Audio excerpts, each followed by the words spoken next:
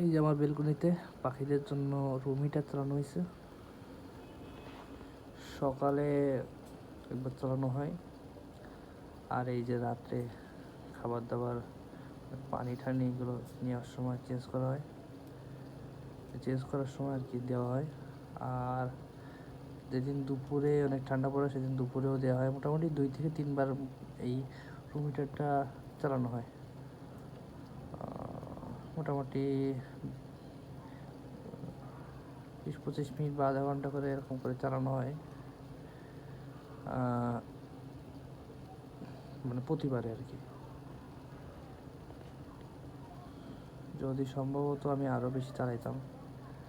এখন আমার ফ্যামিলি একটু পাখি পালনে অতটা সাপোর্টিভ না, এই জন্য এতটুকুই চালাই, নাহলে আরও বেশি চালাই দিতাম। তো আল্লাহর মতো আমার পাখিগুলো সবগুলোই সুস্থ আছে। এই যে আমার টিয়া এখানে আছে,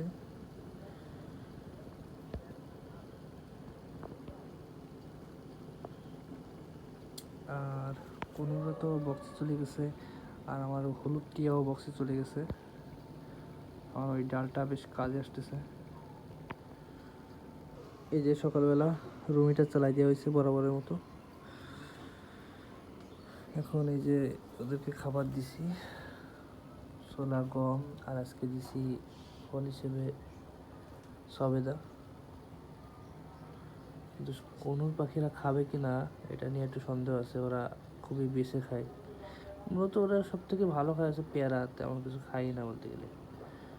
আমার এই পাখি দুটা অন্য অন্যদের কোনো আর আমার কোনো একটু আলাদা। আর গতকাল থেকে দিচ্ছি, ওই বাদাম দিচ্ছি। সবাই বাদাম খাইছে কোনো বাদে, আজকেও বাদাম দিব, একটু পরেই দিব।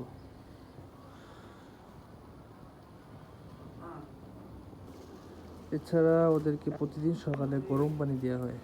এই যে সবার পাত্রে গরম পানি আছে। টিয়া সকাল থেকে অনেক পানি খাচ্ছে, অনেক পানি পিপাসা লাগছে ওর।